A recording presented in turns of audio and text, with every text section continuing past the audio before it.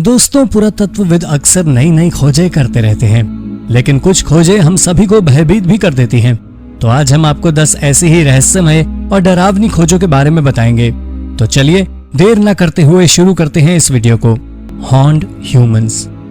अगर मैं आपसे कहूं इंसान का एक ऐसा स्कल खोजा गया है जिसके सिर पर सींग थे, तो आप विश्वास नहीं करेंगे। 1800 में पेनिसिल्वेनिया के एक कब्रिस्तान से यह स्कल खोजा गया। खुदाई के दौरान पुरातत्वविदों को ऐसे कई कंकाल मिले जिनके सिर पर न सिर्फ सींग थे बल्कि ये बहुत ज्यादा लंबे भी थे, लगभग 2 मीटर लंबे। एक्सपर्ट्स का कहना है ये 1200 AD के समय के हैं। इन्हें तुरंत अमेरिका के एक म्यूजियम में रिसर्च के लिए भेजा गया, लेकिन आश्चर्यजनक बात यह रही कि म्यूजियम में भेजे जाने के तुरंत बाद ये गायब हो गए और फिर कभी नहीं मिले। क्या सचमुच ऐसे इंसान हो सकते हैं जिनके सिर पर सींग रहे हों? इतिहास में ऐसा देखा गया है कि एक जेनेटिक बीमारी की वजह से इंसानों के सिर पर सींग उग आते थे। चूंकि स्केलेटन गायब हो गए तो ये अवशेष किन लोगों के थे और इनके साथ ऐसा क्यों हुआ, ये पता नहीं लगाया जा सका। The limb pit. Limb pit एक बेहद डरावनी खोज थी। 2014 में वर्जीनिया की एक बैटलफील्ड से इंसानी हड्डियों से भरा ये पिट खोजा गया। युद्ध की जगह से कंकाल मिलना तो ऑब्वियस था, लेकिन यहाँ पूरा कंकाल नहीं बल्कि इसमें सिर्फ शरीर के अंग थे। एक्सपर्ट्स का कहना है ये दुनिया का पहला लिम्ब पिट है। इस तरह का कुछ भी पहले कभी नहीं खोजा गया। पहले तो एक्सपर्ट्स को लगा था उन्हें इस जगह कुछ इंसानी हड्डियां मिलेंगी, लेकिन जैसे जैसे खुदाई शुरू हुई तब उन्हें पता चला ये जगह तो इंसान के हाथ पैरों की हड्डियों का जखीरा है। यहाँ से रिसर्च टीम को 11 लिम्ब बोन्स मिली थी, जिसमें से एक हाथ की हड्डी थी और बाकी 10 पैरों की। युद्ध में लगी चोटों की वजह से ये काफी डैमेज थी, शायद इसीलिए इनका शरीर अलग दफन करने का फैसला लिया होगा। The mystery of Hexham. Mystery of Hexham काफी दर्दनाक कहानी है। ये कहानी 5300 BC के समय की है। दक्षिण पश्चिमी जर्मनी ने हग्जाइम एक स्टोन एज सेटलमेंट था। घर काफी बेसिक स्टाइल के बने थे। ग्रामीण इलाकों के लोग खेती किया करते थे। गांव आक्रमणकारियों से काफी हद तक सुरक्षित थे, लेकिन लगभग 4940 BC के दौरान ये पूरा का पूरा गांव गायब हो गया। पूरे गांव में सिवाय हड्डियों और अवशेषों के अलावा कुछ नहीं बचा था। 2009 में इस गांव से लगभग मानव शरीर के 500 अवशेष प्राप्त हुए। चूंकि ये कंकाल ऐसे थे जैसे इनका मांस निकाल लिया गया हो, इसीलिए एक्सपर्ट्स का कहना है शायद यहाँ पर नरभक्षियों का हमला हुआ होगा, या फिर ऐसा भी हो सकता है कि गांव के इन सभी लोगों ने खुद को किसी देवता की बलि चढ़ा दिया हो। अब इस गांव को विलेज ऑफ कैनिबल्स के नाम से जाना जाता है। The hanging coffins. दोस्तों, अगर हम आपसे चट्टानों पर लटके कॉफिन्स की बात करें तो शायद आप विश्वास नहीं करेंगे। यह आपको सुनने में अजीब लग सकता है, लेकिन पूरी तरह सच है। फिलीपींस की पहाड़ियों पर रहने वाले आइगोरॉट जनजाति के लोग सदियों से इस ट्रेडिशन को फॉलो करते आ रहे हैं। अपने लोगों को दफनाने के बजाय वो मृत शरीरों को एक कॉफिन में बंद कर ऊंची पहाड़ी पर टांग देते थे। न सिर्फ फिलीपींस बल्कि सेंट्रल चाइना में भी इस तरह के कई कॉफिन्स पाए गए हैं। फुजियन में सबसे पुराना कॉफिन 3000 साल पुराना है। 2015 में ह्यूबई में भी इस तरह के 131 कॉफिन्स मिले। हालांकि अभी कोई भी ये नहीं जानता कि इन कॉफिन्स को इस तरह से पहाड़ों से लटकाने का क्या मतलब था। ह्यूबई के ये कॉफिन 100 मीटर की ऊंचाई पर बनाई गई मैन मेड गुफाओं से मिले।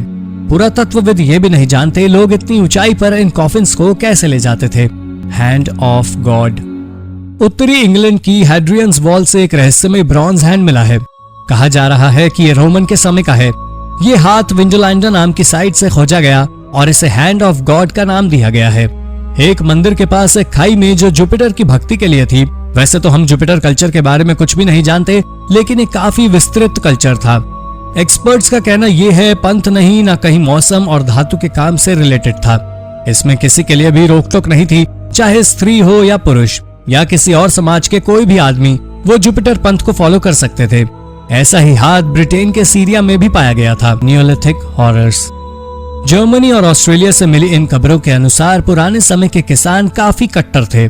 7000 साल पहले ये कई तरह के सिस्टमेटिक वायलेंस में इन्वॉल्व थे। एक मास ग्रेव से मिले स्केलेटन से पता चला कि करीब 26 विक्टिम्स की शिन बोन्स टूटी हुई थी। इनमें से अधिकतर बच्चे थे। एक्सपर्ट्स का कहना है जर्मनी से मिले इन इंसानी अवशेषों को दफन करते वक्त कोई स्पेशल केयर नहीं की जाती थी, जिससे ये पता चलता है कि ये एक अटैक था। हिस्टोरियंस ये भी पता लगाने की कोशिश कर रहे हैं कि ऐसा क्या हुआ जो ये लोग शिकारी संग्रहकर्ताओं से किसान बन गए। यहाँ के घरों के स्ट्रक्चर और पॉटरी ये बताती है कि ये आम लोगों की तरह जीवन जी रहे थे, लेकिन क्या ये युद्ध या फिर किसी वायलेंस एक्टिविटी में भी इन्वॉल्व थे? सीक्रेट टनल मेज। इस खोज में एडवांस रोबोट्स का काफी बड़ा हाथ है। स्टैनफोर्ड यूनिवर्सिटी द्वारा बनाए गए इन रोबोट्स ने एक सीक्रेट टनल मेज को खोज निकाला है, जो पेरू के एक मंदिर के नीचे बनी हुई थी। पेरू के शाविन डे हुआंटान नाम के इस मंदिर के नीचे ये सुरंग थी। पश्चिमी पेरू में 3000 साल पहले ये मंदिर एक धार्मिक और प्रशासनिक सेंटर के रूप में बनाया गया था। कैमरा और लाइट्स लगे हुए एक छोटे रोबोट को धरती के अंदर गहराई में भेजा गया। यहाँ से सेरेमिक फ्रेगमेंट्स और मानव कंकाल मिले। इसके साथ ही इसमें 35 भूमिगत टनल्स आपस में जुड़ी हुई थी। ये लगभग 1200 से 200 बीसी के बीच कभी बनवाई गई थी। यहाँ के प्रीस्ट लोगों को आवाज और लाइट्स की मदद से इन्फ्लुएंस करने की कोशिश करते थे। हालांकि अभी इस साइट से बहुत सारी जानकारी जुटानी बाकी है। एक्सपर्ट्स का कहना है पेरू में पिछले 50 सालों में ये सबसे इंपॉर्टेंट खोज है, द वेम्पायर ग्रेव। इस ग्रेव की खोज के बाद तो यही लगता है कि वेम्पायर कभी न कभी बल्गेरिया जरूर आए होंगे। हाल ही में खोजी गई एक ग्रेव के कंकाल को देखकर ऐसा लगता है किसी वेम्पायर ने इसे अपना शिकार बनाया होगा। ये स्केलेटन 13वीं शताब्दी का है। इस आदमी की मौत लगभग 40 साल की उम्र में हुई थी। इसके कंकाल में ही इसके चेस्ट पर एक लोहे का रॉड घुसा हुआ था। ये एक एंटी वेम्पायर रिचुअल था और कब्र में लोहे की रॉड घुसाकर दफन करने की वजह थी कि ये उठकर लोगों पर हमला न करने लगे। यूरोप में इस तरह की कई कब्रें देखी गई हैं। ऐसी कब्रें ये बताती हैं कि उस समय लोगों के मन में वेम्पायर्स को लेकर कितना ज्यादा डर था। वो ऐसा मानते थे कि वेम्पायर्स कॉफिन को तोड़कर बाहर आ सकते हैं और इंसानों की जान लेकर उनका खून पी सकते हैं। आज तक यूरोप के स्लाविक रीजन में ऐसी 100 ग्रेव्स पाई गई हैं। Anthropomorphic ruins. चीन में खोजा गया एक विशाल पिरामिड बहुत सी रहस्यमय डिजाइन से भरा हुआ है। ये पिरामिड एक प्राचीन शहर में मिला है। ये शहर और पिरामिड दोनों ही करीब 4000 साल पुराने हैं। वैसे तो सभी प्राचीन पिरामिड इसीलिए भी खास हैं क्योंकि इसकी ऊपरी सरफेस में एंथ्रोपोमॉर्फिक डिजाइन्स मिले हैं। इन डिजाइन्स में ह्यूमन और एनिमल्स दोनों के ही चित्र बने हुए हैं। एक्सपर्ट्स अभी भी ये पता नहीं लगा पाए हैं कि इनका क्या मतलब था। इस जगह से इंसानों की बलि के भी अवशेष मिलते हैं। 6 पिट से इंसानों के सिर मिले हैं जिन्हें धड़ से अलग कर दिया गया था। पहले पुरातत्वविदों को लग रहा था शिमाओ नाम की यह जगह ग्रेट वॉल ऑफ चाइना का पार्ट है, लेकिन हाल में हुए एक्सकेवेशन से यह पता चला है कि ये pyramid great wall of China से काफी पुराने हैं। Murder island. तो सभी को आइलैंड पर छुट्टियां बिताना काफी पसंद होता है, लेकिन इस आइलैंड का नाम सुनते ही आप अपना विचार बदल देंगे। ऑस्ट्रेलिया के पश्चिमी कोस्ट पर स्थित इस आइलैंड के बारे में आर्कियोलॉजिस्ट ने एक विचित्र सीक्रेट खोज निकाला है।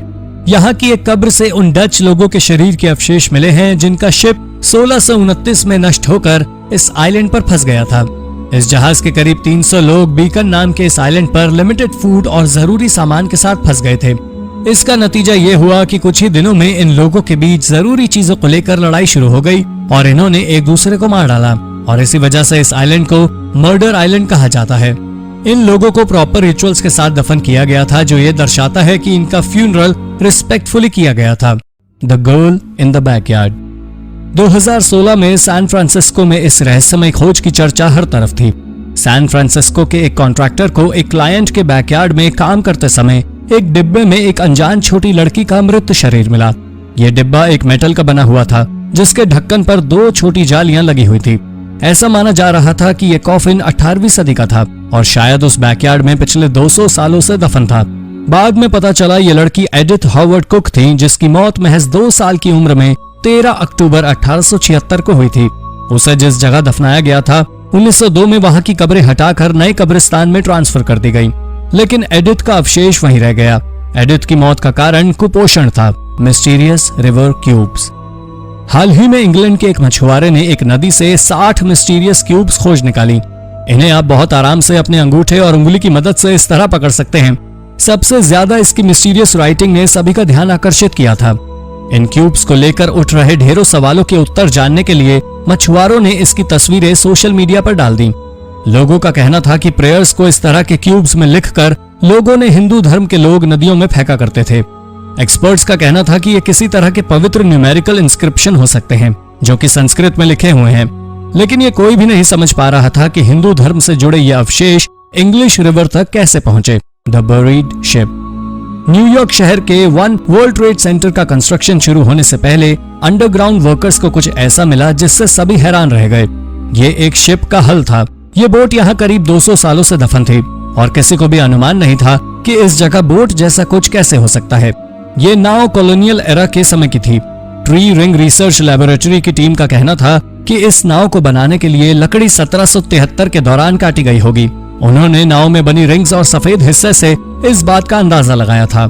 ये जहाज जमीन से लगभग 7 मीटर की गहराई में दबा हुआ पाया गया। ये जहाज 20 से 30 साल पहले इस्तेमाल किया जाता रहा होगा और शायद ये डूबकर नदी की तली में पहुंच गया होगा। उसके बाद ये कचरे आदि से ढक गया था। Egyptian mummy workshop. इजिप्ट की प्राचीन राजधानी मेम्फिस में उनास पिरामिड के नजदीक एक्सपर्ट्स ने हाल ही में बहुत ही असाधारण और दुर्लभ खोज की। यहाँ पर 2500 साल पुरानी एक ममीफिकेशन वर्कशॉप पाई गई है। इसका यूज डेड बॉडीज की मम्मी बनाने के लिए एम्बाल्मिंग करने के लिए यूज किया जाता है। ये वर्कशॉप एक एम्बाल्मर की टूल किट और बर्तनों के साथ मिली है। एम्बाल्मर के संग्रह में मेजरिंग कप्स भी थे। ये लगभग 664 बीसी से 404 बीसी के बीच प्रयोग की जाती रही होगी। इसके साथ साथ कुछ ऐसे पॉट्स भी मिले हैं जिनमें ममीफिकेशन के दौरान निकाले गए अंगों को रखा जाता था। एक्सपर्ट्स का मानना है इस तरह की वर्कशॉप से वैज्ञानिकों को ममीफिकेशन प्रोसेस के बारे में जानने में बहुत मदद मिलेगी। साथ ही ये भी पता लगाना आसान हो जाएगा कि ये बॉडी को प्रिजर्व करने वाले ऑयल्स में कौन सा कॉम्पोजिशन होता है। समेशियन वॉरियर वुमन। रूस के आर्कियोलॉजिस्ट ने हाल ही में कुछ बहुत ही रोचक खोज निकाला है। इस मकबरे की कहानी जितनी रोचक है उतना ही ज्यादा इसका ऐतिहासिक महत्व भी है। ये एक समाशियन वॉरियर औरत है। समाशियन लोग 5th सेंचुरी बीसी से 4th सेंचुरी एडी के समय रहा करते थे। इस मकबरे में करीब 100 एरोहेड्स पाए गए हैं। इस कब्र में चाकुओं का एक अच्छा खासा संग्रह भी मिला है। साथ ही साथ इसमें एक स्वॉर्ड और घोड़े का हार्नेस भी था। इस औरत की कब्र में मिले ये सभी आर्टिफैक्ट्स इस बात की तरफ इशारा करते हैं कि ये औरत कोई योद्धा रही होगी, लेकिन उसकी कब्र में सिर्फ हथियार नहीं थे। इनके साथ साथ इसमें जेम्स, सोने चांदी के गहने आदि भी थे। ये महंगी वस्तुएं ये दर्शाती हैं कि महिला किसी उच्च वर्ग की रही होगी। Indigenous ritual pillar. Victoria Vancouver island से हाल ही में डालास रोड बीच पर टहलते हुए एक आदमी ने एक बहुत ही गजब का ऐतिहासिक खजाना खोज लिया। ये एक पिलर नुमा आकृति थी। ये शायद किसी इंडिजीनियस समूह का था। रॉयल बीसी म्यूजियम के अनुसार ये पिलर एक महत्वपूर्ण इंडिजीनियस आर्टिफैक्ट है। ये एक lake wounded ritual stone pillar था जिसे उस समय के लोग अपनी प्राचीन परंपराओं में इस्तेमाल किया करते थे। लेकिन समस्या उस वक्त खड़ी हुई जब एक आर्टिस्ट ने कहा कि यह कोई आर्टिफैक्ट नहीं है बल्कि एक साधारण पत्थर का टुकड़ा है जिसे उसने खुद तराशा था। आर्टिस्ट के इस बयान के सामने आते ही पूरा मामला विवादित हो गया। हालांकि पुरातत्वविद कोविड रिस्ट्रिक्शंस के कारण इसे सामने से नहीं देख पाए थे। म्यूजियम से पता लगाने की कोशिश कर रहे हैं कि ये पिलर कितना पुराना है और किसी वैलिड प्रूफ के सामने आने तक ये पिलर एक पहेली बन गया है। The head of Hermes. Athens में एक सड़क निर्माण कार्य के दौरान एक और आश्चर्यजनक खोज हुई। आयोला स्ट्रीट में यह सिर खोजा गया था। यह बेहद बेशकीमती ऐतिहासिक खजाना था। नहीं, ये कोई मम्मी या मकबरा नहीं बल्कि हर्मीज का सिर था। यह ग्रीक ईश्वर का असली सिर नहीं था बल्कि 1885 में एक बार आर्कियोलॉजिकल खोज के दौरान यहाँ से हर्क्यूली स्टैचू मिला था, ठीक उसी जगह से जहाँ से वर्कर्स को यह सिर मिला है। यह स्टैचू नेकेड है और इसने अपने बाएं कंधे पर एक शेर को लटका रखा है। यह स्टैचू नेशनल आर्कियोलॉजिकल म्यूजियम में डिस्प्ले पर लगाया गया है। हालांकि इस शहर के सिर्फ इस एक गली में हजारों स्टैचू हैं जो कभी शहर के साथ ही दफन हो गए और उनमें से एक स्टैचू का हिस्सा यह सिर था। काफी कोशिशों के बावजूद इसका बाकी का हिस्सा नहीं खोजा जा सका और अब अथॉरिटीज सिर्फ इसे ही प्रिजर्व करने की पूरी कोशिश कर रही है। Puffin Island rabbit hole. Coast of Wales का स्टॉकहोम नाम का छोटा सा आइलैंड कोविड-19 पैंडेमिक के पहले तक एक बहुत ही प्रचलित टूरिस्ट डेस्टिनेशन था, लेकिन टूरिस्ट के अभाव में यहाँ के केयर टेकर्स का काम भी काफी कम हो गया है और इसीलिए यहाँ के केयर टेकर अब अक्सर इस आइलैंड का दौरा किया करते हैं। और इसी क्रम में एक केयर टेकर को एक खरगोश के बिल में स्टोन एज के समय का एक औजार मिला। ये टूल 9000 साल पुराना था और ये तो बस शुरुआत थी। अगले दिन इसी खरगोश के बिल में 4000 साल पुराना एक बर्तन भी मिला। तब ये खोज और भी रोचक हो जाती है जब ये आइलैंड सालों से बंजर पड़ा हुआ है। इस आइलैंड पर वाइकिंग शायद 10 या 11 सेंचुरी को आए होंगे। अभी किसी को भी कोई अनुमान नहीं है कि ये लोग कौन थे, पर ऐसा माना जा रहा था कि वो इस आइलैंड का प्रयोग सील्स के शिकार के लिए करते थे। The mysterious box. चीन के पूर्वी हिस्से में ताइजू शहर में एक पहले से बनती सड़क को चौड़ा करते समय वर्कर्स ने कुछ ऐसा खोज निकाला जो अभी तक की सबसे अजीबोगरीब खोज थी। जमीन से लगभग 2 मीटर की दूरी पर खुदाई करते समय वर्कर्स को एक मकबरा मिला। यह अवशेष 700 साल पुराना था। 700 साल पुराने पत्थर के इस टूम्ब के अंदर एक लकड़ी का बॉक्स भी था। इस बॉक्स के अंदर लाल कलर के लिक्विड में एक औरत का सिर था। ये कॉफिन शायद 1000 साल पुराना रहा होगा और महिला का शरीर बहुत हद तक परफेक्टली प्रिजर्व था। एक्सपर्ट्स इसे मिंग डायनेस्टी की एक सभ्य महिला समझ रहे हैं। उसने महंगे कपड़े और आभूषण पहने हुए थे। हालांकि अभी तक कोई इस महिला को नहीं पहचान पाया है। पुरातत्वविदा इसके बारे में जानकारी जुटाने के प्रयास कर रहे हैं। मोर डेड सी स्क्रोल्स। हाल ही में मृत सागर में नए स्क्रोल्स खोजे गए हैं। इन्हें सबसे पहले चरवाहों को एक समूह ने 1946 में खोजा था। अधिकतर स्क्रोल्स को चुराकर ब्लैक मार्केट में बेच दिया गया था। फिर भी 1950 तक आर्कियोलॉजिस्ट करीब 900 स्क्रोल्स को रिकवर कर चुके थे, लेकिन डेड सी स्क्रोल्स की यह खोज अभी भी पूरी नहीं हुई है। हिब्रू यूनिवर्सिटी ने Israel nature and park authority के साथ मिलकर ऑपरेशन स्क्रोल्स चलाया, जिसके बाद उन्हें ऐसे जार मिले जिसमें पुरानी हस्तलिपियां थी। इसके साथ ही उन्हें फ्लिंट, एरोहेड और ब्लेड्स भी मिले थे। ये 10,000 साल पहले के नियोलिथिक लोगों के समय के अवशेष हैं। उन्हें एक सील्ड जार के अंदर एक ब्लैंक स्क्रोल मिला था। शायद इसे लिखते समय इसे जार में रखा गया होगा। ये स्क्रोल्स इसलिए भी महत्वपूर्ण हैं क्योंकि ये तमाम जानकारियां जुटाने में मददगार साबित हो सकती हैं। The Thames treasure trove. क्या आपने कभी मड लार्किंग के बारे में सुना है? आपको बता दें, मड लार्किंग मिट्टी से आर्टिफैक्ट्स को खोजने की प्रक्रिया को कहते हैं। ट्रेजर हंटर्स और मड लार्कर लो टाइड्स के दौरान लंदन के थेम्स रिवर में अक्सर जाया करते हैं। इस जगह से कॉइन्स, बटन्स, रोमन जूते, मिडीवल्स, 18वीं सदी की विच बॉटल्स, वुडू डॉल्स, यहाँ तक कि जिंदा बम तक मिले हैं। 2019 में फिर से यहाँ पर कई तरह के अवशेषों का जखीरा पाया गया, जिसमें ट्यूडर ब्रिक, सिक्के, बुलेट्स आदि शामिल थे। लेकिन सभी का ध्यान आकर्षित किया 200 साल पुराने औरत के स्टैचू ने। इस तरह के ना जाने कितने अवशेष यहाँ से पाए गए हैं। मड लार्किंग को आजकल एक रेप्यूटेड हॉबी माना जाता है। पहले सिर्फ वो लोग मड लार्किंग करते थे जिन्हें प्राचीन चीजें कलेक्ट करने का शौक था, लेकिन अब मड लार्कर्स तमाम आर्टिफैक्ट्स को खोजकर इतिहास के रहस्य सुलझाने का प्रयास करते हैं। आप इनकी तुलना हिस्टोरियन से कर सकते हैं। Hole why bear skull. रूस की दक्षिणी यूरल माउंटेन्स की इमानाई केव्स में सैकड़ों की संख्या में केव बियर्स और 35,000 साल पुराने प्लिस्टोसीन एरा के अन्य जानवरों की हड्डियों के अवशेष पाए गए हैं।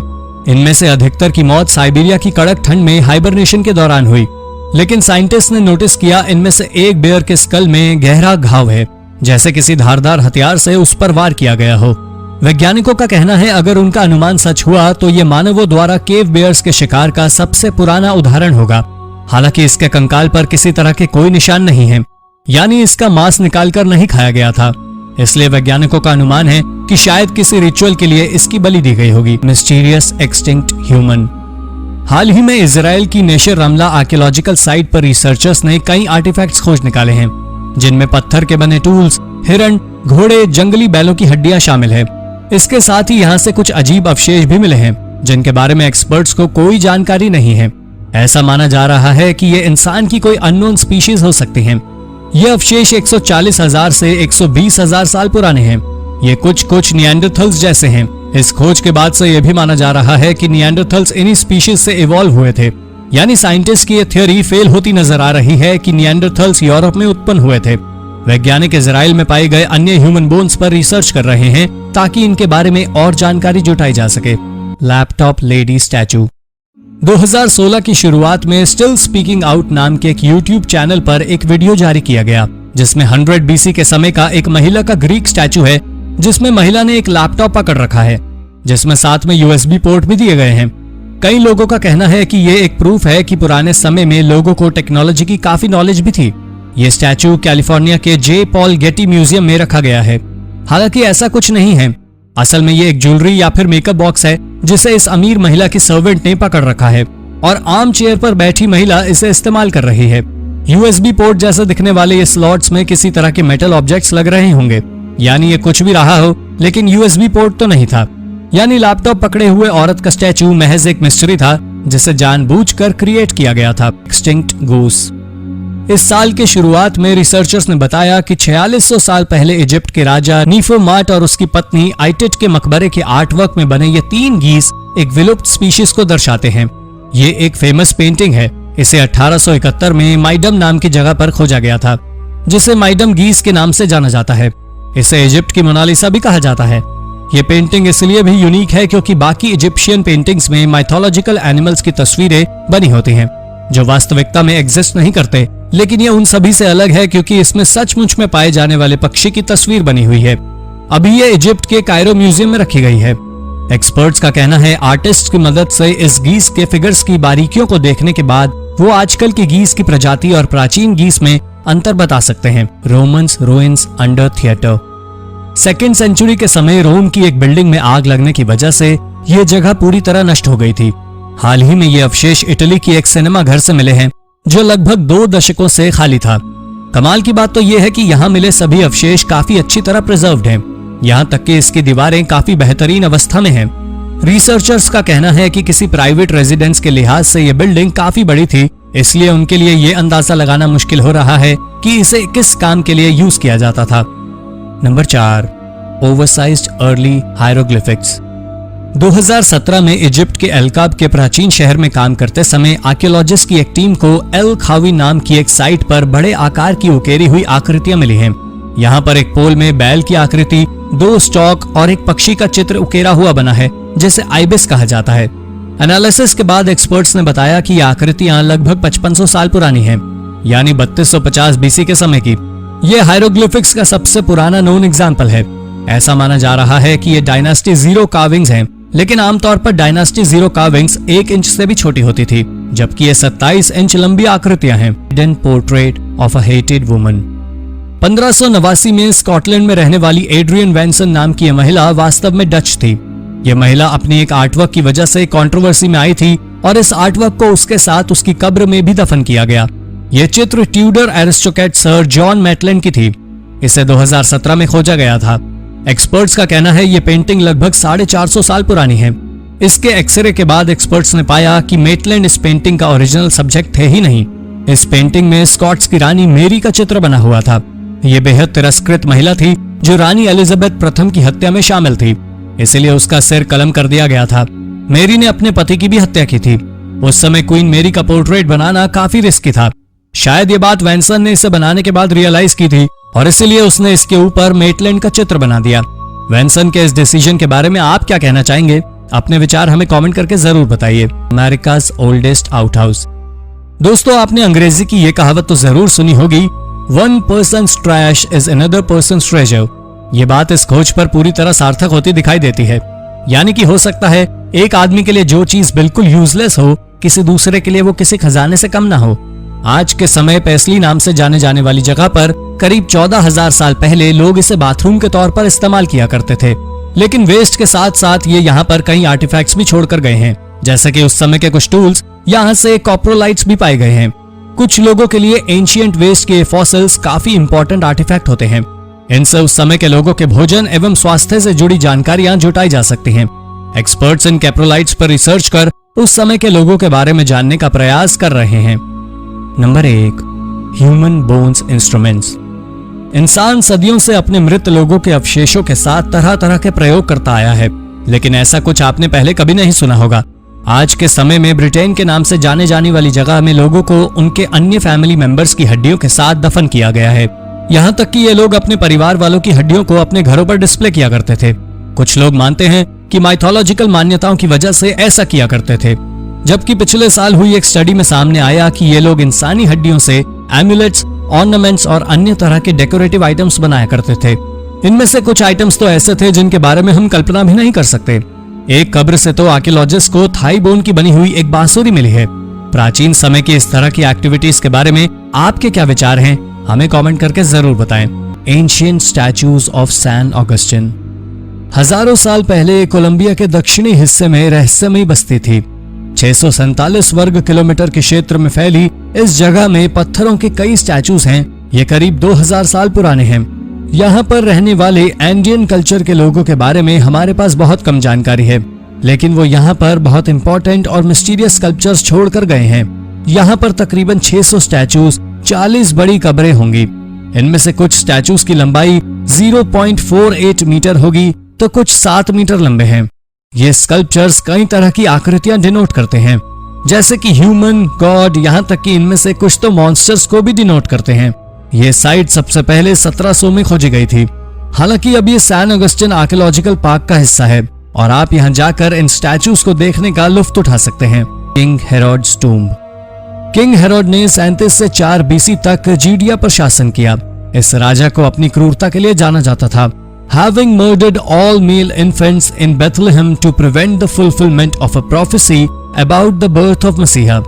King Herod ऐसा कर सकता था क्योंकि उसने अपनी पत्नी, बेटों और अन्य फैमिली मेंबर्स की भी हत्या की थी।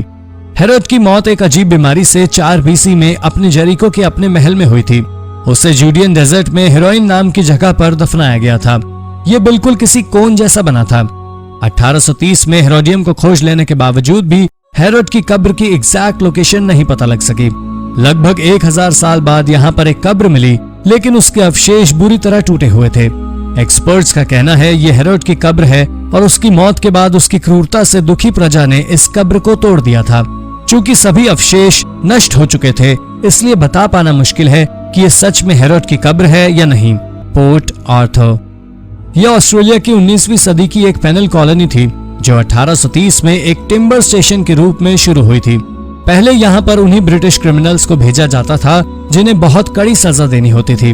बाद में ऑस्ट्रेलियाई क्रिमिनल्स को भी यहाँ भेजा जाने लगा। ये बहुत टाइट सिक्योरिटी वाली जेल थी और यहाँ से भाग पाना असंभव था। 1855 में इसे और बड़ा कर दिया गया। यहाँ क्रिमिनल्स को साइकोलॉजिकली टॉर्चर किया जाता था। ऐसा करने का कारण ये था कि ये अपराधी अपनी गलती सुधारें, लेकिन इसका उल्टा असर हुआ और मोस्टली क्रिमिनल्स पागल होने लगे। 1877 में इसे बंद कर दिया गया। आग और अर्थक्वेक जैसी आपदाओं की वजह से ये बिल्डिंग्स नष्ट होने लगी। 2010 में इसे यूनेस्को की वर्ल्ड हेरिटेज साइट का दर्जा दे दिया गया। हीलाइक ग्रीस का एक प्राचीन शहर था जो पेलोपोनेशियन पेनिनसुला के उत्तर पश्चिमी हिस्से में स्थित था। ब्रॉन्ज एज में खोजा गया हीलाइक इकोनॉमिकल, रिलीजियस और कल्चरल सेंटर था। ये लोग पोसिडियन नाम के देवता को मानते थे। ये समुद्र और अर्थक्वेक के देवता थे और आप जानकर हैरान होंगे ये हिस्सा शहर का सबसे एक्टिव अर्थक्वेक जोन था। 373 BC में एक रात अचानक से पूरा शहर जलमग्न हो गया। उस समय के लोग ऐसा मान रहे थे कि ये गॉड पोसिडियन की सजा है। शायद भूकंप और उसके बाद आई सुनामी की वजह से ये पूरा शहर समुद्र में डूब गया था। सिर्फ कुछ ऊंची इमारतों का ऊपरी हिस्सा नजर आ रहा था। उस समय के रिकॉर्ड्स की माने तो समुद्र में गॉड पोसिडियन का स्टैचू दिखाई देता था। कई बार तो मछुआरों के जाल भी इसमें फंस जाया करते थे। फाइनली 2001 में ये शहर दोबारा दिखा, पर 2012 में ये कंफर्म हुआ कि ये हीलाइक है। यहाँ खुदाई का काम जारी है और शायद अब हम जल्दी ही पता लगा पाएंगे कि ये प्राचीन शहर कैसा दिखता था। मायान सेरेमोनियल कॉम्प्लेक्स। पिछले साल खबर आई कि माया रीजन से दुनिया का सबसे पुराना और विशाल मॉन्यूमेंटल स्ट्रक्चर खोजा गया है। ये एक 3000 साल पुरानी जमीन पर कई स्ट्रक्चर की श्रृंखला है जिसमें एक 4 मीटर लंबा पिरामिड है। ये खोज 2017 में मेक्सिको के टबास्को नाम के प्रदेश से हुई है। ये मेक्सिको शहर से लगभग 1368 किलोमीटर की दूरी पर स्थित है। पुरातत्वविदाओं ने लिडार नाम के एक गैजेट जिसकी मदद से अंडरग्राउंड ऑब्जेक्ट्स को डिनोट किया जाता है, इन स्ट्रक्चर्स को खोजा था। लगभग 9 मीटर ऊंची ये जगह बिल्कुल किसी पहाड़ी जैसी लगती है। यहाँ पर सिर्फ 1000 साल पुराने स्ट्रक्चर्स मिले हैं और इससे पता चलता है कि माया लोग पहले टेम्परेरी घर बनाकर रहा करते थे। लेकिन फिर ऐसा क्या हुआ जो ये परमानेंट घर बनाकर रहने लगे? इस सवाल पर एक्सपर्ट्स भी मौन हैं। Montgomery mining town. 1861 में खोजी गई ये साइट सी लेवल से 3314 मीटर ऊपर स्थित ये साइट पहले सोने की खान थी। ब्रेकनरिज से 21 किलोमीटर दूर स्थित इस साइट में करीब 1000 नागरिक रहते थे। अपने समय में काफी समृद्ध सभ्यता थी। यहाँ और सैलॉन, होटल जैसी जगह भी थी और 1860 में धीरे धीरे यहाँ से सोने की उत्पत्ति खत्म होने लगी, इसलिए लोग भी दूसरी जगहों पर जाकर बसने लगे। मॉन्टगोमेरी में चांदी की खोज से कुछ लोग यहाँ रुके हुए थे और ये सभ्यता पूरी तरह खत्म नहीं हुई थी। लेकिन 1893 में इस बहुमूल्य धातु की कमी के बाद से लोगों के पास यहाँ रुकने का कोई खास कारण नहीं बचा था। 19वीं सदी की शुरुआत तक ये जगह पूरी तरह वीरान हो चुकी थी और अंत में 1957 में सिटी ऑफ कोलोराडो ने इस जगह को खरीदकर इसे जानबूझकर जलमग्न कर मॉन्टगोमेरी रिजर्वायर बना दिया। आज के समय में नग्न आंखों से आप बस इस लेक और इसके आसपास की कुछ बिल्डिंग्स को ही देख सकते हैं। इस जगह को देखने पर आपको बिल्कुल नहीं लगेगा यहाँ कभी कोई सिविलाइजेशन थी। Missing city. कलाटका दरबंद एक ऐसा गुमनाम शहर था जो 2000 साल पहले कहीं खो गया था और इसके बारे में किसी को कोई जानकारी नहीं थी। ये साइट आज के समय कर्दिस्तान नाम से जाने वाली जगह पर स्थित है। 331 BC के समय ये जगह एक गढ़ वाली बस्ती थी, साथ ही ये एक फेमस व्यापार मार्ग भी थी, पर धीरे धीरे ये कहीं खो गया। 2017 में आर्कियोलॉजिस्ट ने इस जगह की खोज का दावा किया। एक्सपर्ट्स का कहना है ये शहर इराक से ईरान के मार्ग में पड़ने वाला एक समृद्ध शहर था। यहाँ के लोग इस रास्ते से जाने वाले सैनिकों को वाइन सप्लाई किया करते थे। 2016 तक इस साइट पर किसी भी तरह का एक्सकेवेशन कार्य करना सेफ नहीं था। इसलिए यहाँ से जुड़ी अधिकतर जानकारी ड्रोन और सैटेलाइट से ली गई तस्वीरों से मिली है। इनमें बड़ी बड़ी किले की दीवारें, गेहूं और जौ की फसलें दिखाई दी हैं। अब पुरातत्वविद यहाँ पर खुदाई कर इन अवशेषों को निकाल रहे हैं ताकि वो इस गुमनाम शहर की पहेलियां सुलझा सकें। चीन की ग्रेट वॉल के उत्तर में और बीजिंग से 350 किलोमीटर दूर ये प्राचीनी चीनी साइट ज़ानाडू, जिसे शैंगडू भी कहा जाता है, ये जगह मंगोल रूलर कुबलाई खान के समय की राजधानी थी। इसी साइट पर कुबला खान ने ही युआन वंश की भी स्थापना की थी, जिसने करीब 100 सालों तक शासन किया। नॉर्थ एशिया में तिब्बती बौद्ध धर्म के प्रचार प्रसार में इस साइट का काफी बड़ा रोल था, जो कि आज भी कई जगहों पर माना जाता है। ये प्राचीन चाइनीज फेंग शुई स्टाइल में बना हुआ था। इस साइट पर कई धार्मिक स्थल थे, मकबरे, खानाबदोश, शिविर और कैनाल्स भी थे। मार्को पोलो 1275 में ज़ानाडू आया था और उसने यूरोपियन लोगों को यहाँ की समृद्ध सभ्यता के बारे में बताया। 1369 में इसे जू यानजियांग ने जीत लिया। अलग अलग कल्चर्स के बीच फ्यूजन की वजह से 2012 में इसे यूनेस्को की तरफ से वर्ल्ड हेरिटेज साइट का दर्जा दे दिया गया। स्कैराब्रे स्कॉटलैंड के पश्चिमी कोस्ट पर स्थित स्कैराब्रे नाम की ये साइट पत्थरों की बनी हुई एक नियोलिथिक सेटलमेंट है। यहाँ पर इकट्ठे 10 फ्लैगस्टोन हाउस मिट्टी के बांधों के बीच बने हुए थे। इस सेटलमेंट में एक पुराने समय का सीवर सिस्टम भी था। यहाँ पर हर घर में टॉयलेट्स और ड्रेन्स थे। इन ड्रेन्स की मदद से ही मल मूत्र समुद्र में बहा दिया जाता था। ये 3180 से 2500 बीसी के समय में स्कैराब्रे यूरोप का सबसे समृद्ध नियोलिथिक गांव था। ये स्टोनहेंज और पिरामिड्स दोनों से ही काफी पुराना है। यहाँ के घर आज के समय की तुलना में काफी छोटे हुआ करते थे। औसतन एक घर का साइज 40 वर्ग मीटर होता था। स्कैराब्रे को पहली बार 1850 में खोजा गया था। लेकिन अगर आप सोच रहे हैं हर साइट की तरह इसकी खोज की भी कंस्ट्रक्शन वर्क के दौरान हुई थी, तो आप गलत हैं। एक तेज तूफान के बाद मिट्टी ढहने की वजह से इस साइट की खोज हुई थी। 1868 में साइट को बंद कर दिया गया और 1913 में इस साइट को लूट लिया गया और यहाँ से कई आर्टिफैक्ट्स चुरा लिए गए। एक्सपर्ट्स का कहना है 2500 बीसी के समय यहाँ का सिविलाइजेशन नष्ट हो गया था। हालांकि इसकी सटीक वजह तो कोई नहीं जानता, लेकिन ऐसा माना जा रहा है कि इसकी वजह तूफान हो सकती है। तो दोस्तों, इनमें से कौन सी साइट आपको सबसे रोचक लगी, हमें कमेंट में जरूर बताइए। और ऐसी ही अन्य रोचक जानकारियां पाने के लिए हमारे चैनल को सब्सक्राइब करना ना भूलें। धन्यवाद।